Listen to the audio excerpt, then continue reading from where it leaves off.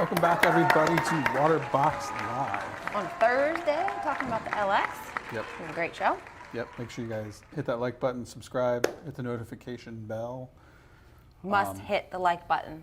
Yes. It is mandatory. Yes. So today's gonna be fun because we have corals today. We're talking all about LPS corals, and Anne from Living Reef has hand delivered them, and I'm actually going to talk about the corals, LPS care. So it's gonna be a really, really good episode. For sure. We also are giving away a $100 gift card, and we also have a Living Reef shirt and hat to give away. Pays to watch live, you guys. It does, and you have to be engaged in the comments, ask questions, make comments, make friends, you know, answer people's questions, all that stuff. So that is one. part of how you will get selected to win. So just definitely be active in the chat.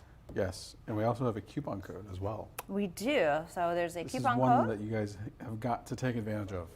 So you have 10% off all livestock. This coral and inverts. They ship everywhere in the U.S. pretty much. So use code WBLX320 at checkout. Has beautiful, beautiful stuff. So you definitely want to take advantage of that. For sure. And if you guys don't know, you're going to know here in a few seconds. We are giving away a REEF LX. I wasn't trying to be funny. It was funny. We're giving away a REEF LX 190.4 at the end of this series. Huge giveaway. The 190.4 plus the EcoTech Radion lighting with that as well, valued at over $5,000. You're going to enter it to win that by going to waterboxaquariums.com/huge. You're going to fill out a little bit of information. We're going to give you tons of ways to earn more entries. You can follow us on Instagram. You can follow Living Reef on Instagram. You can visit Living Reef's website. You can buy swag and my favorite, the bonus entry codes, which we're going to give you at some point today. Yes. We're going to give you a word that you plug into that field. That'll give you 10 extra entries. Yeah, so definitely pay attention. We're going to randomly drop it. It's part of a big bonus word to watching the show, because it's the only way you're going to get it. So take advantage of all the ways you can get more entries into the giveaway, because it's an awesome, awesome prize. And if you didn't get the previous week's entries, you can go back and watch the other episodes to get those. You should watch them anyway. Yep. Because they're good. They are. So we're going to drop the bonus word. And like I said, Anne came up and brought us a nice group of LPS coral. So we're going to get those into the tank and talk about the different care requirements and types and stuff of coral. Cool. All Let's right. do it. And again, if you guys have questions, post them below. We'll get to those. Get to as many of those as we can. So we got Anne here from Living Reef. You've seen her probably from our past episodes when we've gone to the store to check everything out. She's amazing and has hand delivered us a beautiful selection of stuff here. Corals. So we're going to go ahead and get those into the LX now, where we want to start with. Let's see, the first one. Bizarro. One of my favorite encrusters. So the Bizarro cyphastrea? Yep, it's a cyphastrea, very easy to take care of. Medium flow, medium light. It's got bright yellow polyps, contrasting blue base. And this is going to be an encrusting one, so it's not going to grow up or anything, but it's going to just cover the rocks, right? Yep. There you go. You can see all those cool polyps, and they're kind of closed in. They get even a little bit fluffier as it opens up. That's a cool one. So we actually have another encruster as well. And this is my favorite cyphastrea. This is our Rainbow Madness. Rainbow Madness. That sounds good. This thing is insane. That is beautiful. That's got a lot of colors to it. Incredibly bright. Can you put cyphastreas together? Will they fight, or will they just kind of grow into each other and move along? You know, some of them can go together perfectly fine. Like those two we have growing together, and when they touch, there's no issues. But we have found that a couple of them, like the Skittle cyphastrea, is a little more aggressive. Okay. So we do keep that one just separate. Keep an eye on them. Yep. So, but if you wanted to, you could have like an area of kind of all encrusting different colors and stuff. Cool. So a lot of people actually do ceramic figurines too, and that's a really popular coral to put on there, and it grows over. It looks really cool. Seen people do the back of their tank, the overflow and stuff too, because it grows so flat. It'll just cover that whole area, and you have all these nice colors and polyps and stuff. Yep, exactly. So next one is our Sidewinder favia. Sidewinder favia. This one we have been aquaculturing for about 5 years. We originally bought it as a tiny little frag, and we have a bunch of them now, but this one has amazing color too. Was there anything special about care and growth requirements of a favia? So favias are going to encrust also. Some of them can be a little aggressive, so maybe just give them some space. And medium flow, medium light. They're not too difficult. How about feeding for those? So feeding, what I personally like to do in our tanks is you squirt a little bit of like polyp booster or amino acids, leave it in there, turning with your return pumps off and your power heads on, and if you leave it for like 10 or 15 minutes, a lot of the LPS will actually send out feeder tentacles. Yeah, so you'll see and these then little... you can spot feed them. Okay, and they'll eat a little bit bigger chunks of stuff. Awesome. Feeding LPS is so much fun. Yeah, so talking about feeding, let's get into actually the acans and the blastos, because these guys are a lot of fun to feed. These guys, you can do like little pieces of mysis shrimp or brine, and the feeding response on them is actually really fun to watch. So this one is our grape ape. Grape ape? Yep. Grape ape acan. A lot of beautiful purple in there. Yep. And see, when you put them in here, they're not as fluffy, but they do get some pretty fluffy heads, and they have really good feeder tentacles. Yeah. And with those mouths, they can take the kind of bigger pieces, mysis, Yep. pellets, anything like that. You can kind of center on them. And feeding LPS will increase their growth drastically. They do. So we do a spot feeding about once a week. This one's the Fool's Gold, so I'll give that one to you as well. Fool's Gold acan. That one has a nice like yellow center or green center and a yellow rim. Oh yeah, that is really cool. So with the LPS, once a week we kind of go through and we turn all the pumps off and we do a slurry of like amino acids, a powdered coral food, some mysis shrimp, and we just feed each head. I mean, one, it's really cool to watch. It is, yeah. And it's just so beneficial to them. Like they're in the wilds, they actually come from really dirty waters, like real muddy waters, and they're constantly feeding. In our home environment or a home tank, Much cleaner. You know, it's a lot more sterile. So we want to make sure that they're getting the nutrition. Is our salesman Tang checking everybody out, see if there's anything for her to clean off of it? Yeah, he's like, oh, these plugs are clean. Yeah. It is true. Always your frags are very clean. There's no algae buildup or anything on them, Yep. which is really great because you're not bringing stuff in with your frags here. This is our fruit punch acan. Fruit punch acan? Yep. And with acans, as you feed them and they kind of grow, you'll see little tiny baby heads pop up around the base, and they continue to grow. Yeah. And then just get like a bigger colony that way. All right, so I think that's it for, oh, well, we have a Bauerbanki, which is similar. This one's really pretty too. These look very similar to acans, and the care requirements are going to be the same also. These just have a much bigger head. So that's the main character change from them is that they have bigger heads. Yep. This is the Bauerbanki. That's a Sweetheart Bauerbanki. Sweetheart Bauerbanki. Who gets to name everything? You do? Yep. But they're very girly names. They are, and you know, Sweetheart sometimes I'm Bauerbanki. open to suggestions too. That's I actually really have pretty though. some customers. I'm always like, hey, I can't think of a cool name, and you know, help me out. They're That's like, awesome. okay. Yeah. Yeah, so Bauerbankis get pretty fluffy and bigger heads. We'll have to do a feeding show Yes. sometime once everything settles in. Kind of spot feed everything and Yeah, show that them would eat. be It's awesome. so cool looking. The time lapse videos are really cool too. Yes. So it can take them a little while to eat it all. Yeah. So this is a Blastoomusa. This one is just an ultra blasto. It's got a great bright green mouth. I red skirt. love blastos. I do too. Personally, I do. They come in a lot of colors. But they get these super, like it looks small now, but these heads can open, and you can see like there's the little babies, and they kind of pop up around the bottom. You don't really see them unless the coral's closed until they start to get bigger. But yeah, blastos have really big fluffy heads. They're so pretty. Yeah, they have like the little pseudo tentacles that stick out too, that grab onto the food, and it's really fun to watch. So, all I don't right. think they get enough attention for the type of coral. I agree. Those can be a little finickier than acans, but those are really fun to feed. Lower flow than acans and lower light. Yeah. So it's a good like filler coral too for some areas where like, you know, you're gonna feel like, oh, I don't want something to brown out. Yeah, go a little That's a bit great lower. coral for that. Let's see. We got some Gonies. I know you love your Gonies. I do love Gani. She knows that. Every Living Reef post that has Ganis in it. I always make a comment that I want it. Brought you a And- couple of bright ones. Yeah, so we're actually doing a Gani little arch here in the tank. So that's where that one will end up once we get them put into place. So which one is this? That's the Starburst. We got Starburst, Goniopora. Now, Gonies are a little bit more specialized as far as feeding them enough, right? Yeah, so do not recommend those like right off the bat. They do need a constant food source. And the issue with that is when the aquarium's a little newer, you can't just dump a whole bunch of food in there.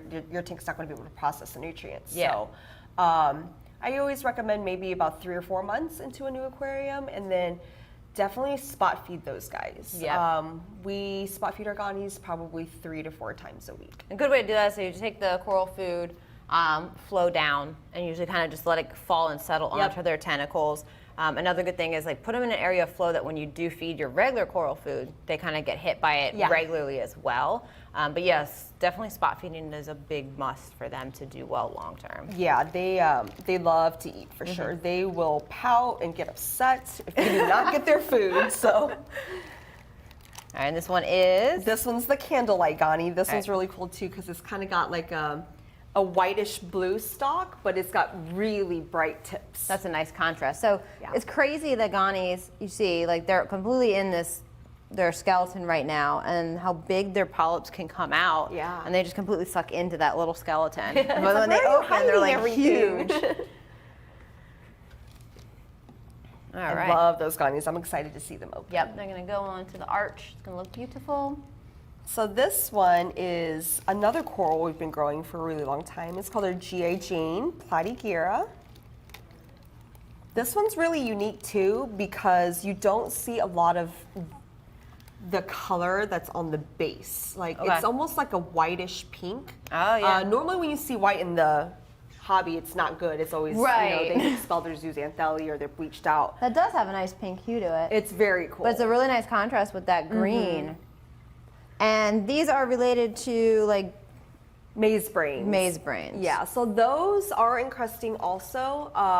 That one can get a little mean, so I would, if you guys ever want to pick one of those up, highly recommend, but keep it a little further away. Give some Jess, space. I have a request. Huh? Can you say zooxanthellae for me? Zooxanthellae. All right, good. The other day you said, I can't ever say it, so I know, say and I it. was actually, I just did it. Yeah. Usually I'm like, Because you're on the spot. No. Yeah, if I think about it, I'm like, I always mess it up every time. Yeah. Random, but yes, I got it. Yes. Good, great job. Proud All right, of what you. do we have on Ooh, this this one's really cool. This is a Jason Fox Raja Rampage Chalice. Raja Rampage. This one is amazing. It's got really bright yellow-orange eyes and then a nice purple ring around them. All right, so chalices, anything special about them? Growth care? Those are bright eyes. So that one is a little more sensitive. The thing with chalices, sometimes their tissue can be really thin, so I would definitely recommend keeping a good amino acid on hand just to help keep that tissue nice and healthy. Okay.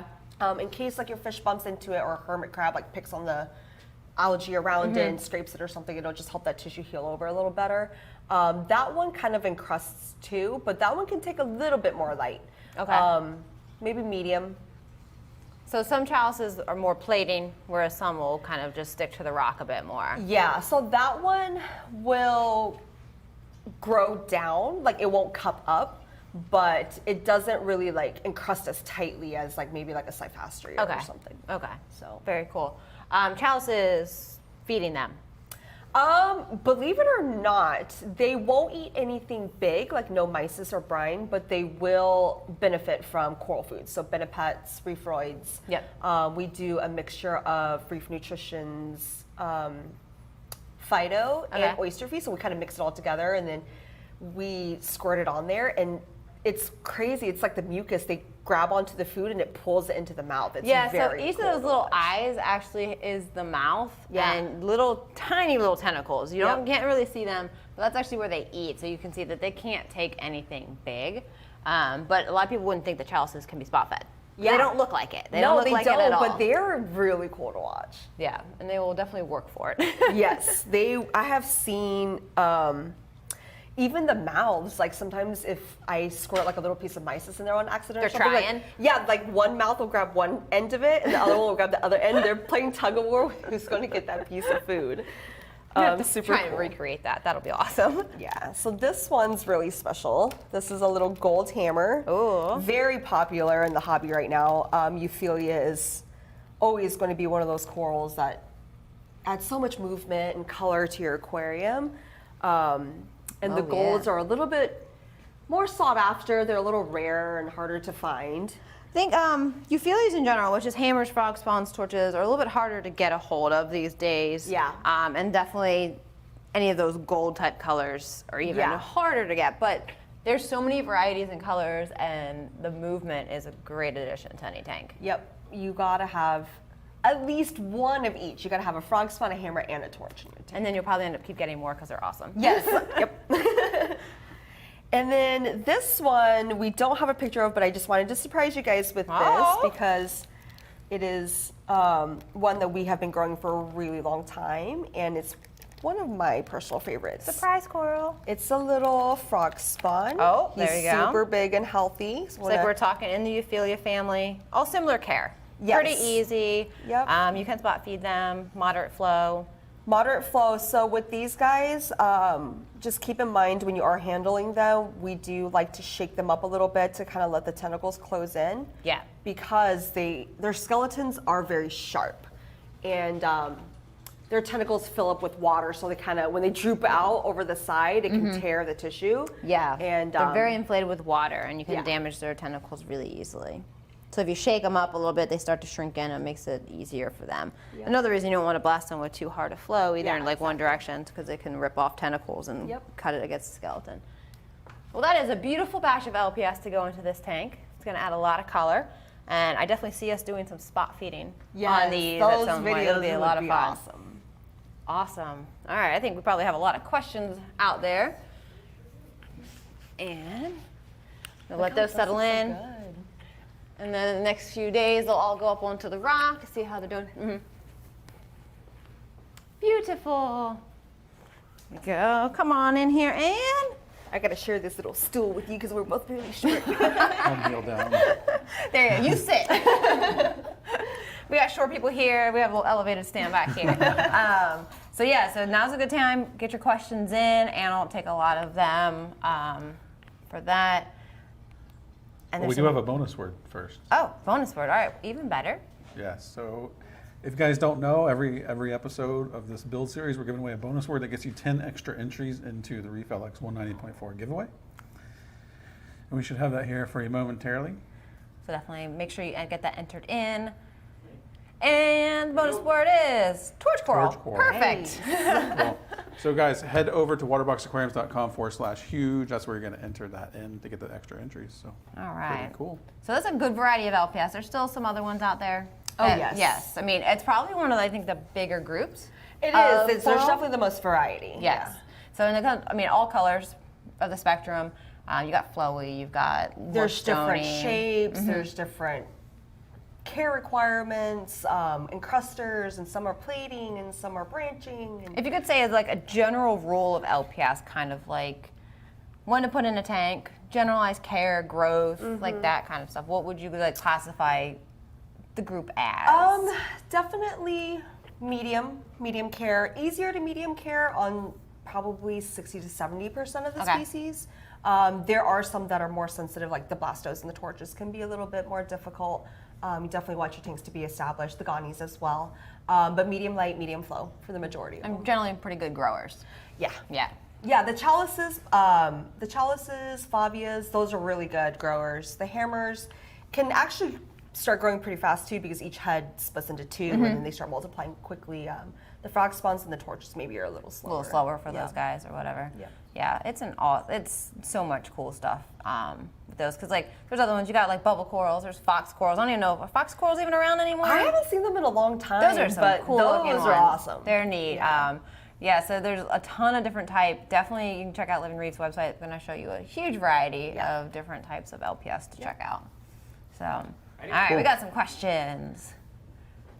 Ryan says, what could cause LPS tissue recession? I have a couple of favias and a Goniopora that seem to be receding, but my other LPS, Duncan, Galaxy, got cut off, I think. Are doing well. Are doing well. Well, so I would say make sure that favias and Gonioporas can be a little stingy. Make sure that you're not putting them too close together. They do benefit from amino acids too, so get a good amino acid. We do want to target feed our corals a protein, but they also need something to build their tissue. Just like humans, we need protein to feed our stomachs, but we need vitamins for our skin, our organs. Corals are the same way. Red Sea Energy, AB+, Fuel, AquaPower, all of those are going to be good options. We dose our tanks with aminos every day. Just be mindful because they can, add some nitrates and phosphates. So just make sure you're testing, but make sure your corals are getting the nutrients they need as well. So make sure they're not getting stung. And feed well. Feed well, yep. Cool. Jason says, I have noticed, I think, pineapple sponges on my blasto frag. Should those be removed or are they harmless? Pineapple sponges are 100% harmless. They can look unsightly, but they're amazing filter feeders and they're not going to grow over your corals. So they will stay mostly to like skeletal bases or rocks. If they grow too, like on the skeletal base, but right next to the tissue, do they have a risk of irritating them, or generally it's just kind of coexisting, okay? Yeah, I've never had any issues with it. Okay. If it bothers you, you can always scrape it off. Okay. But they're not, I don't think they're gonna hurt anything. Joe says, is it bad to feed every day? Believe it or not, yes. So you can do like a powdered coral food a couple of times a week, but your corals are actually going to get a lot of their nutrition from the fish. The fish poop, the nutrients that are already in the water. And it does take a lot of energy for them to digest the food that's in their stomachs. And if you feed every day, they're constantly having to work to like digest that food down. So probably wouldn't do it more than twice a week. Well, that's good to know. Yeah. You think more would be better, but not if they don't have time to properly digest each round of it. The food kind of just rots in their stomach and it can cause bacterial issues. So very good to know. Yep. Max says, how long do you leave them on the sand until you mount them in their permanent position? So usually within a couple of days, I just make sure they've adjusted, everyone looks happy, I put them in their permanent position. And then I continue to monitor them. So, in a couple of days, they should be full open and happy. If they're not, I'd pick another place.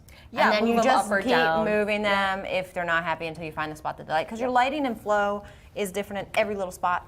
So you don't necessarily where you want it doesn't mean that's where it's going to want to be. Yeah. So just keep in mind and just move it as needed. Yep. Paul says, what is the key to successful keeping gonies? To successfully keeping gonies? Nutrients. Feed. But again, it is subjective to how your tank is ran.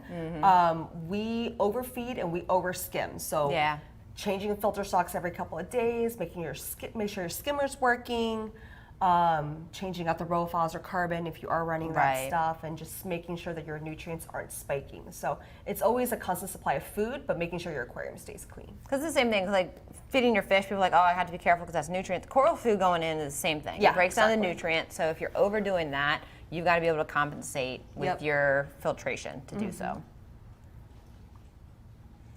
Phenom says, do all LPS need to be spot fed?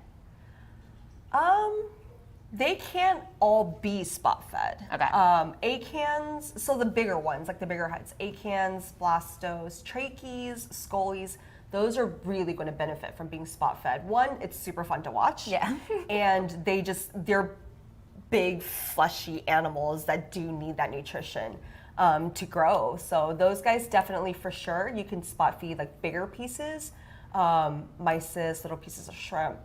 Nothing too crazy though, because again, they do need to be able to digest the food without it rotting in their stomachs. Yeah.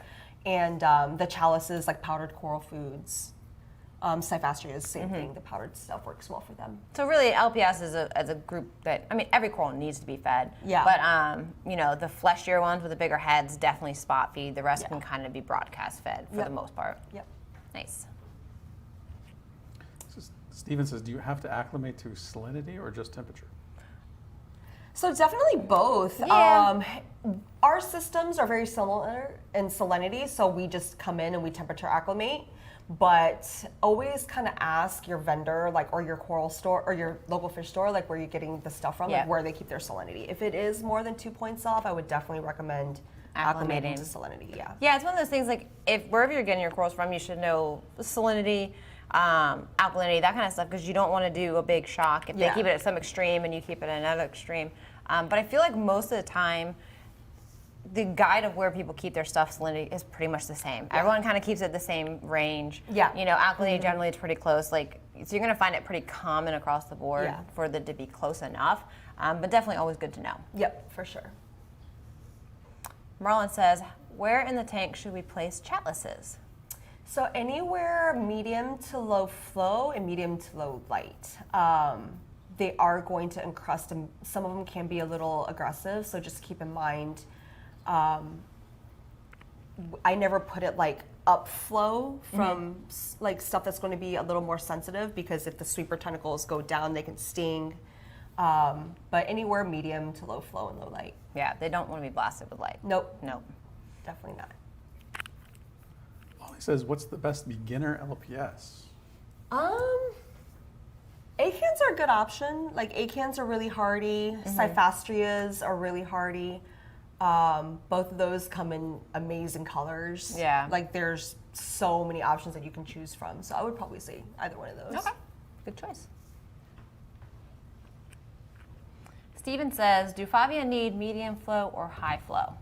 Definitely medium flow. So not many LPS would need high flow.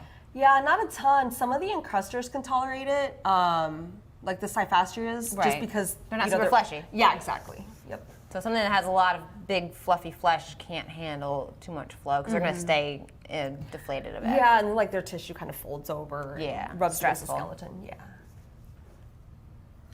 Jim says, do the new corals take time to acclimate before trying to eat? Yes, definitely. So it's almost kind of like acclimating a fish. They're still trying to adjust to their environment.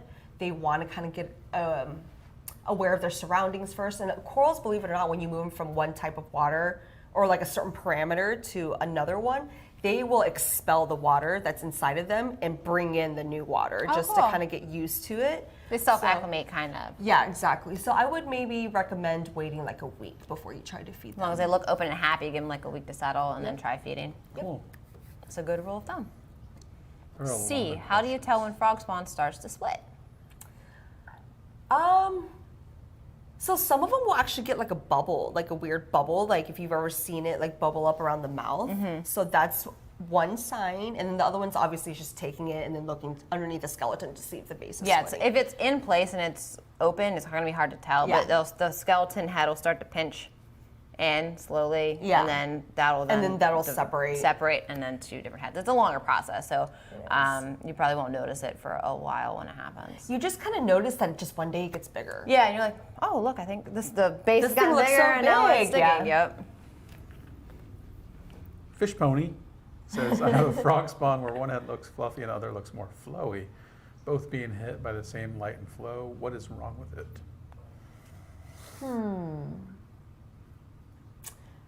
So definitely check to see if there's anything around it that could maybe be stinging it. Vermitid snails sometimes too can irritate corals. Not to the point where it kills them, but it will maybe cause one head to not be as opened up. And check your hermits too. Sometimes inverts climb on them and it irritates them. Yeah. Don't open up all the way. I would say if you have two heads, depending, you may think just because they're an inch or two apart, the flow could be definitely different on one than on another. Even though they might be very close to each other, there could be a variable with flow that just one isn't open as much as another. Yeah, exactly. So every square inch of your tank has a different flow pattern. Yeah, depending on too how the rock is placed and the flow bouncing off the rock or the walls. Yeah. Plays a big difference. Phenom says, what's the best thing to do if a Bauerbanki starts receding? So LPS, if you do notice that they start to recede, what we actually do is an iodine bath and a chemically bath. So what that's going to do is help get rid of any type of bacterial infections. And just like iodine, if you have a wound, you put it on there, helps keep it clean. It helps the wound to heal a little bit faster. Corals do the same thing. So you can pick up some iodine, take the corals out of the tank, put a couple of drops in some water and let it sit there for like an hour or two.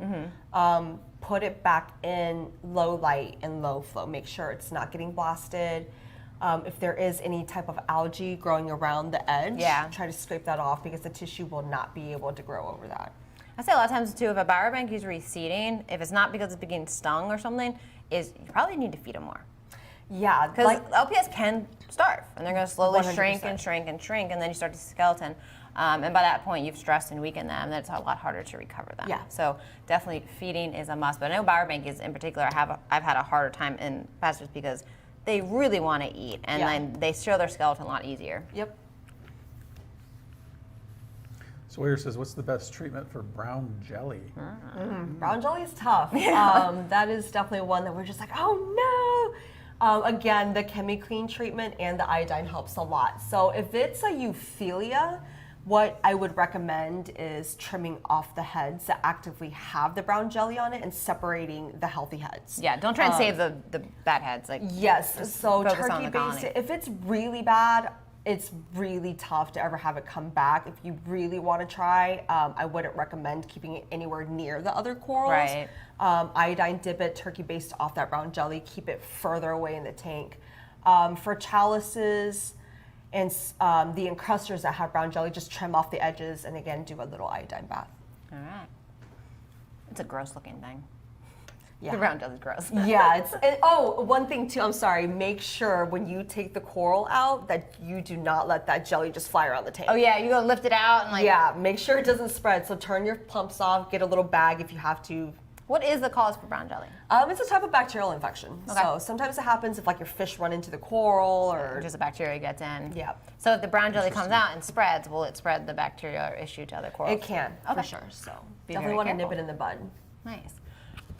Jason says, when moving coral from one tank to another, should I dip them, acclimate, or acclimate then dip? Definitely dip. Well, if you're temperature acclimating, you just temperature acclimate first and then dip. And then put Okay. it in there. So if it's like all the same systems in your house and you're running all your parameters very similar, I don't see the need to acclimate. You could just dip and then put it in. Put them in. Yeah. Okay. Spencer says, why are the tentacle things on one of my acans always out? Because it's a Tentacle very happy things. coral, Yes. yes, and it wants to be fed. Those so. things. It's telling you to feed me, Feed me, see Yeah, some of them are just way hungrier than others, and like they're always ready to feed. And other ones, you put in your coral food to try and get the tentacles out, and it's like, no, I'm not ready today. Yes. Like, and then some are like, I'll eat all the time. I have a colony that is, the tentacles are always out and I like squirt food at it. And Eats it and come right back up, out? It comes right back out. And I was like, I just fed you. Stop begging for food. That is awesome. Giving personalities to our corals. Yes. All right, there's some good questions. Thank you so much Really for good taking a questions. lot of those. We have a shirt and hat winner to announce for this one here when we are ready. All right, we're going to do the shirt. All right, ready? Winner is for shirt, Chase. Just Chase. Congratulations. All right. Email winners at finally got Waterbox. an easy one. Yeah. I saw that. I was like, I'm taking that one. I'm really bad with saying people's names. So make it a really hard one for the next one if Rich has it. Yeah, that'd All right. be great. That'd be great. All right, so now we're gonna do the hat. We'll do the hat. All right, so we have Living Reef hat. This thing is awesome. I love that. The winner We love is Dylan Egret. Ah, that's pretty good. Congratulations. Egret. So email winners at waterboxaquariums.com and they'll get your information and get you all hooked up. And of course, we have a $100 gift card We do. to give away. We do. There Is is that one one ready? lucky individual here that's going to We win a never $100 even showed the card. gift card, did we? Usually we have it up here. Yeah, it's down there. I know. I think we didn't. I don't think we ever showed it. Oh. This is what we're going to mail you. Okay. It is useless, but it's cool. So $100 gift card, ready. All right, winner is Phenom 3030. Cool. Got it. Congratulations. Nice. All right, same thing. Email winners at waterboxaquariums.com. Get you all taken care of. Get something nice for your water box or a new water box. Yes. All right, that was a good one. Thank you so much for coming. Yeah, that was I had a great. blast. We Thank love you. hearing from the experts who are doing it awesome. That was a tremendous amount of knowledges. Yes. Yeah, It's and very anything you important. guys have questions on, reach out. Yep. And if you haven't seen some of our earlier episodes, we have a tour of their store and their Core farm. Definitely check those out. It's Yes. beautiful what they're doing over there. And you guys, the farm is growing. I was there a couple weeks ago, and it's already got so many more tanks Yeah. in it. You guys work really fast, is all I got to say. Yeah, we trying to bring some nice aquaculture corals for you guys, so healthy and sustainable. Yep, so check out their Love it. website. You got a coupon code. And next week, we're going to be back and we're talking about feeding your fish the right diet, how to pick the best foods, and what different types of fish need. So definitely tune in for that. That will be a good one. Cool. See you next week. Thank you all for watching. Make sure you smash that like button, subscribe to our channel, turn on those notifications, and for more information on this series, visit waterboxaquariums.com/huge. Tune in live every Thursday at 1 p.m. Eastern Standard Time to learn about how you can get more entries to our REEF LX 190.4 giveaway. Plus, we're giving away $100 gift cards every episode, but you have to be with us here live to win. Thanks for watching. See you next week.